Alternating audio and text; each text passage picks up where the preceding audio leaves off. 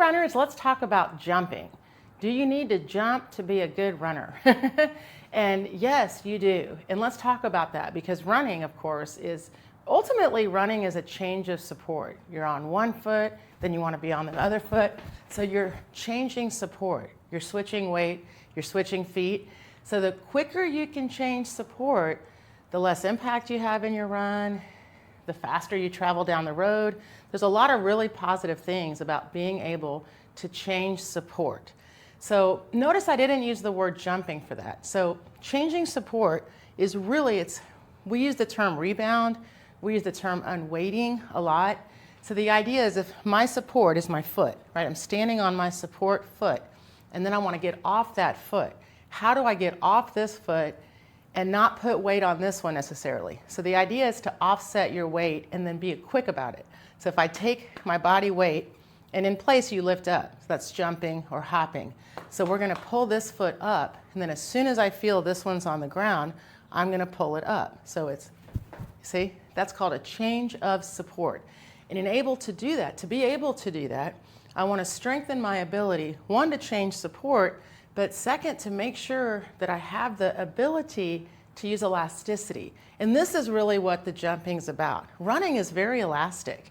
We don't want to be bouncy necessarily, because that's going up and down, but we want to be springy. We want to use our natural elasticity. You want to feel like you're popping off the ground when you run rather than landing on it or thudding. And you hear these terms a lot. I'm going to go out, pound the pavement, I'm going to hit the road. And that's really hard on your system. Like, I don't want to hit the ground. I want to rebound off the ground. That's what I want to do. So that's the idea behind the necessity of jumping. And when I first started, by the way, being a running coach 30 plus years ago, I was a group fitness instructor also, and a trainer. I was a gym lady. And so I did tons of step classes, very popular back then, traditional aerobics, but really step was a big thing. And so I've always laughed because I love teaching that, by the way. But one of the things that was really fun about doing step aerobics was getting people to actually step up off the ground. And this is important because when you're running, you're essentially leaving the ground. And what most runners don't realize is that we actually, in running, one of the hardest things to unlearn is to not reach your foot out in front of you. So one of the greatest parts for me when I was teaching running and teaching group fitness is combining that thought. Because when you're going to step up onto something or jump up onto something, the thought is more up, right? I'm not going to, if I'm going to jump or step up on this, it's very, very small lift. If I was running, wouldn't it make sense to up onto this rather than kick it, right? So it's a great way to start thinking about my movement in running is actually up. Up, up, up, up, up, up, up, up, up, up, up, up, up, up. See? So it's a great way to just start feeling, one, the up action of movement of running, but also that it should be repeatable. So if I say I reach, it's hard to do this on a step, but say I reach, stop. You see how there's a stop? Stop. And then what? What do you do from this point? So it's the same in running. If I think that running is reaching or landing, and I'm missing that thought of elasticity or up, then that's how you're running. You're running by dropping your foot, by reaching forward with your foot, and it would never be how you would jump. You would always, if you saw something like this and you were running, you would intuitively pop up. It would make no sense for you to kick it, right? So another reason you want to practice things like jumping is to get your body more and more comfortable with the understanding that you're always here pulling. And in order to travel, you have to lift your torso up to travel. So up, see? And you can travel up and back. So I start everybody in RunRx with curb pulls. So this is even lower than a curb, it's a plate. But curbs work really well because you don't have to go get anything. But just keep in mind, I can make my curb higher, higher, right? So as I get more confident, more comfortable, then I can add a little bit of a higher step. Now, I also brought this high step, because I'm going to talk about the difference. So if I have like a curb or a low step, I'm going to start with, let's say, repeated elasticity. And that's what I was just doing. So I'm simulating kind of a run, but with elevation. So I have to focus on that up, up, up, up, step down, up, step down. See, I'm working on the sensation of lifting and feeling that I'm only going up, right? So I start to feel two things. One, how much torso I need to use really helps with the unweighting and the fall, by the way. And second, how light your feet feel when you do things correctly and on time. And what I mean by that is, first, of course, you always start with Runner X. With anybody that comes in, I start everybody with a ball of foot hop, just something to keep in mind. So that way you learn in the beginning how to use your whole body, lift torso, keep knees bent, and this activates your elasticity. It's also the foundation of running, is the ball of foot hop. You never, ever in running, this is really neat, you never have to lift the foot higher than breaking contact with the ground, no matter the speed you run. So this is important because that's theory, meaning it's hard to feel that. You have to just believe it almost. But the reality is when you're running, the hamstring finishes the pull. And it's something that you want to know, because the reality of when we practice running, we are the ones exaggerating this whole pull action, right? So when I talk about ball of foot hop, it's to help the runner understand, help you understand that in running, because your body weight is traveling, you've got momentum, you've got gravity, you've got ground reaction force, that when you run, you never need to do anything more than pull the foot. As you run faster and you pull, the hamstring will lift the foot higher. It's just a great thing to know about running. So in order to be better at running, I need to have a couple of things foundation-wise. One is elasticity. I've got to develop elasticity so that I can pull on time and that my hamstring can finish the pull. These are really important things. So then I have to be exaggerated in my practice. So we start, like I said, with a low curb so that you can feel just base elasticity, and you can give time for your feet, your Achilles, your soleus, all of your lower leg muscles to get used to jumping if you've not been jumping. And this is important. I'm going to talk about that in just a minute with the higher box. But always start with the Runner X warm-up. We have that, of course, on the app and on the YouTube channel, so you can feel that my first point of action is to be in my ready stance, right line lifted, then lift my torso and feel how that gets the feet off the ground. That's step one. Then if I hold my torso lifted and keep my knees bent, see, I can keep repeating that hop without having to stop and without feeling jarring. And that's the knee bent.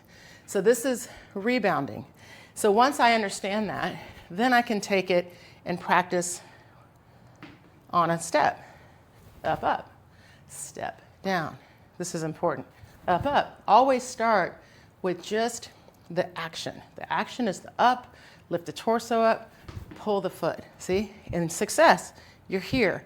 And then you step off. Because first we're just going to learn up, up. Because that's the only job I have in running is the up, up part. So as people get more comfortable, they get stronger in their Achilles, then I add, now repeat that up, up. Up, up, up, up, up, up, up, up, up, up, up, up. See, so then I'm simulating, in a sense, running, but adding this to help with strength and elasticity. As you get more confident, more strength, then you want to graduate to jumping. So this is way more of a rebound type. There's no stopping. So in jumping, there's an actual stop. So what I mean by that is if I'm jumping, I'm trying to go somewhere. Like people want to jump and reach for the basket, right? And they're only thinking of that up. But there is going to be a drop point, which is why we want to be good at jumping for elasticity, for strength. However, for running, the skill is here in your ability to continue pulling the foot, right? So same thing when you're going to jump on a higher box. And this is fun. This is 12 inches. So when I first, just a little side story, I didn't used to jump a lot. Remember I said when I first started running coaching, I taught a lot of step aerobics. I did a lot of strength training. So I did step ups, I did lunges, I did squats. I didn't jump. It wasn't part of my training. And back then, by the way, it wasn't part of running training. It just wasn't. So like I said, I taught step aerobics. Step aerobics was about this high, maybe a little bit higher. So I got into CrossFit like in 2008. And the RX for women is a 20-inch box, which I don't have out right now. It's probably like this height would be the 20. So when I first pulled out the 20-inch box, I was like, I'm not sure I can jump that. And now, of course I can jump it. And what I want to say to you guys is when I started introducing jumping to my runners, no one could do the 20, and almost no one could do this. Like they saw this, and it was really intimidating. So I want to say to you, please don't just jump on a box. Make sure you feel comfortable, one, with the height that you're choosing, with where you are kind of thing. So just so you know, when I first started jumping, I used assistance. And very easy is just to hold on to something in front of you or even sideways. So I used a rig quite a bit. And you hold on to something or even a person, and it's called supporting your body weight. So I would hold down here so I could jump up. So see, my knees are bent, and then I would jump, right? And this is just letting you guys know how awkward jumping was initially for me. Now it's been almost 20 years, so I'm jumping a lot better, but I was very surprised at myself, but also as I was meeting runners coming in and kind of testing their jump ability. I didn't have ups, they certainly didn't have ups, so we kind of joked about it. Wow, I can run marathons, I can do step aerobics, and I can't jump. Interesting, right? So anyway, do not feel in any sense off if you struggle with height on the jump. Certainly don't want to hurt you. So use something you're comfortable with. Again, start with a height you're comfortable with. But the idea when you jump is, again, lifting the torso, keeping the knees bent, and then trying to avoid landing. So I shouldn't make noise.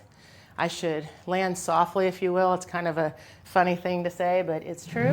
So I'm just going to jump. So the idea then again, right? So get ready, get set, go. My arms are going to come back slightly so they can assist me also. What's important is my knees stay bent. So here we go. We're going to lift our chest and torso, and we're going to jump, and we're going to land softly. Now this time I'll stay up there. So I'm going to jump, and you see I landed softly, knees bent, hips back. You can, of course, stand up. That's fine. And again, we're going to step off. This is really, really important. When you go higher, please step off.